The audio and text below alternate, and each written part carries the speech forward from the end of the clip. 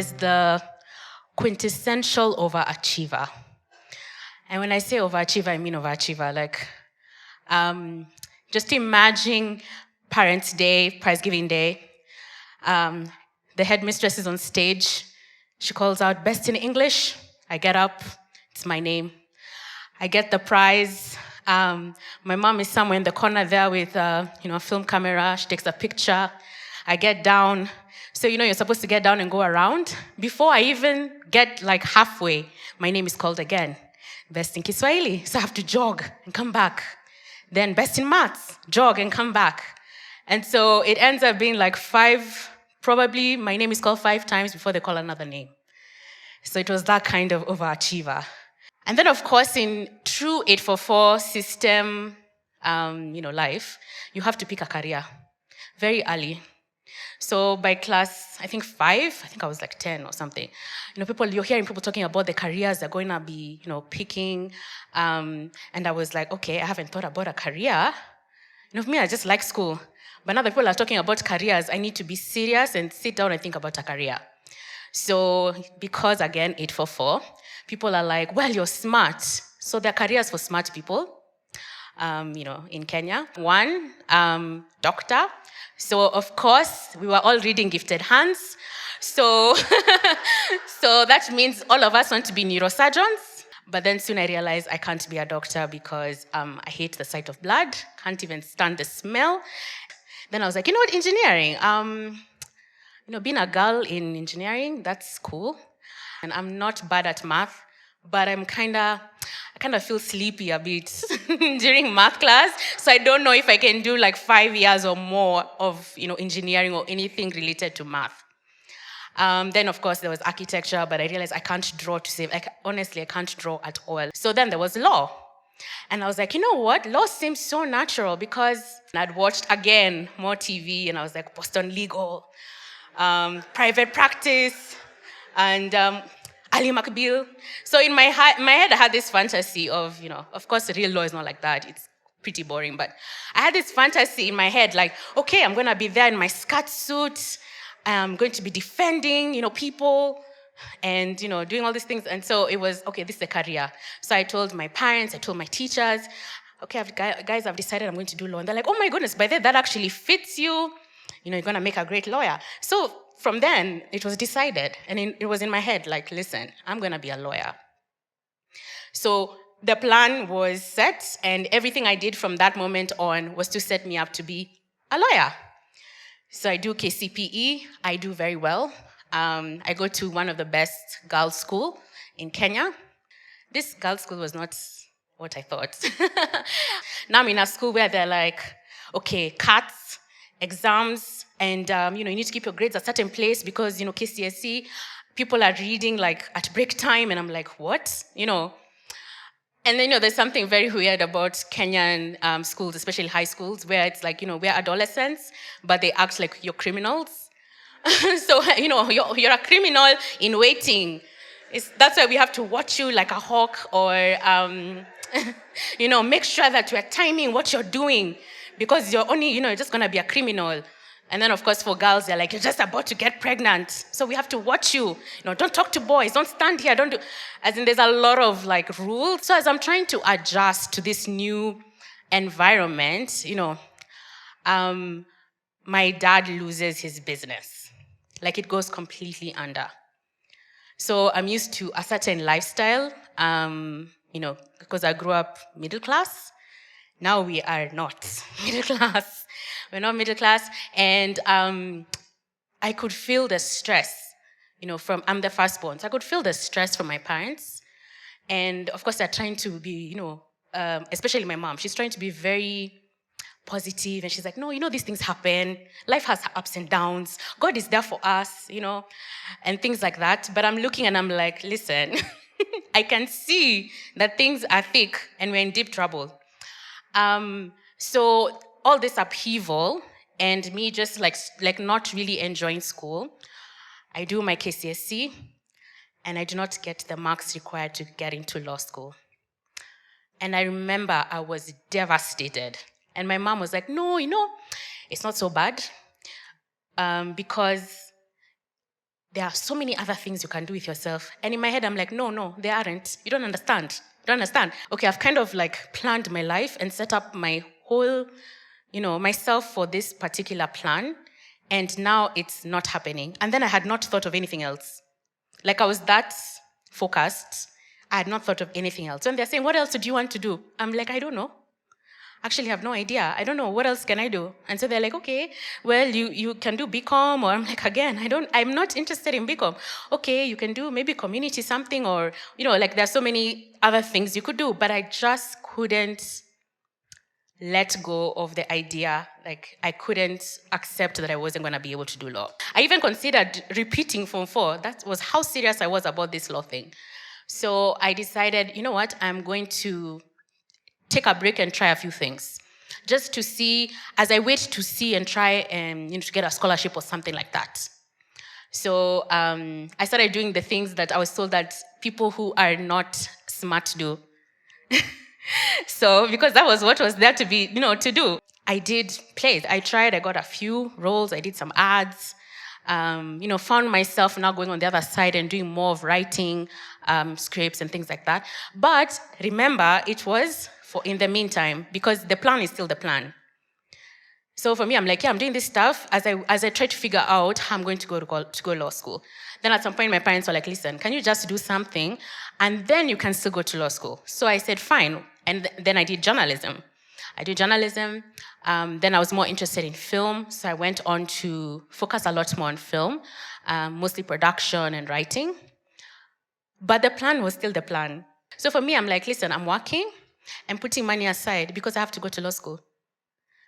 Literally, 20, 21, 22, 23, 24, 25, 26, 27. I'm still trying to save up because I'm like, I want to go to law school. So my friends at this time have done the things they said they were going to do. So one of my friends became an architect. My other friend became a doctor. And then the other friend went into banking, but she did actual science. So I was supposed to be the lawyer in this group. And so this is when I really started to struggle because I started to feel like a failure.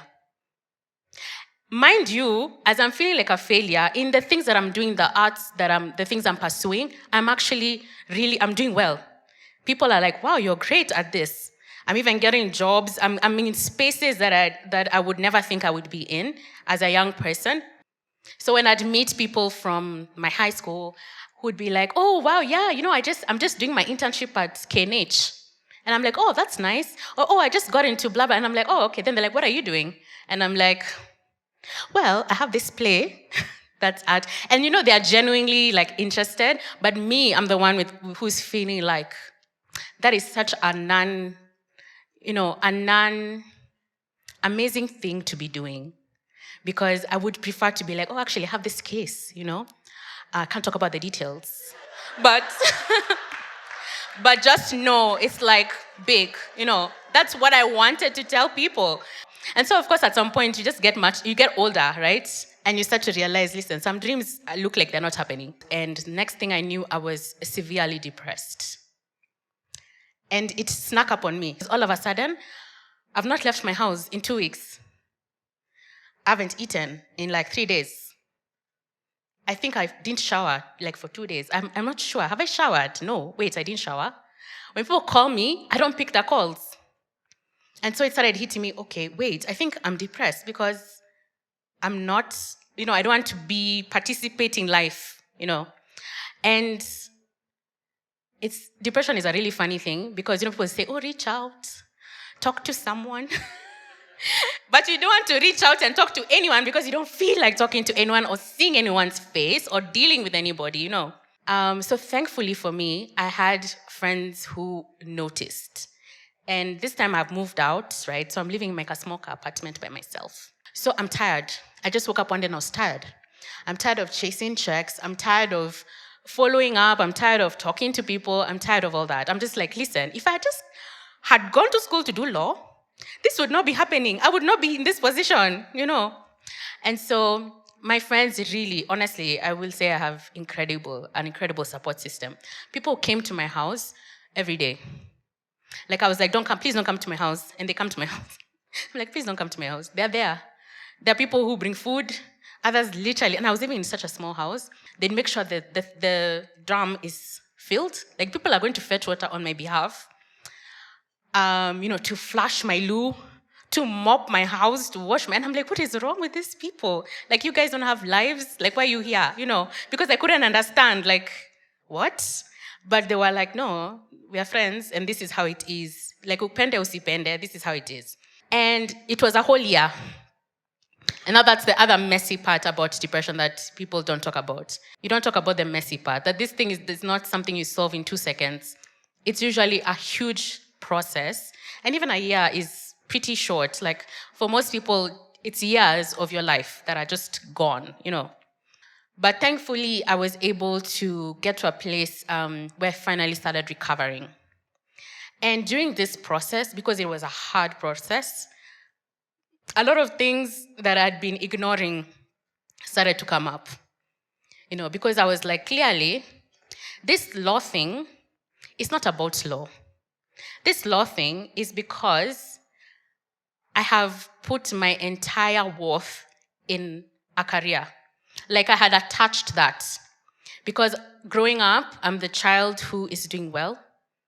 People like me because I do well and I'm smart and all these things. So for me to continue showing people that I'm smart so they can like me, I subconsciously attached that to a career.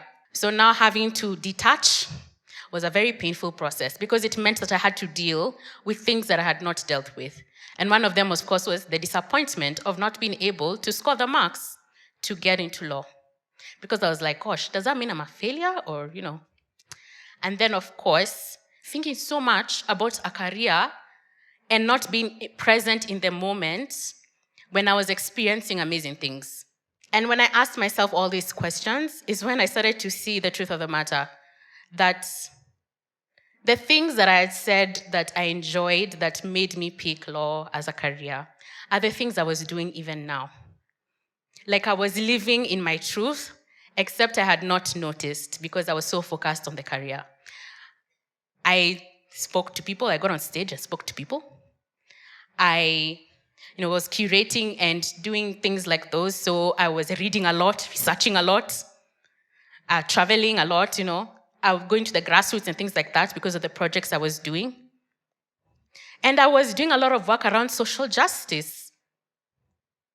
So I was like, wait, I have literally been living the life that I wanted to live, like the values that I had and the strengths that I had. I've been applying them this entire time.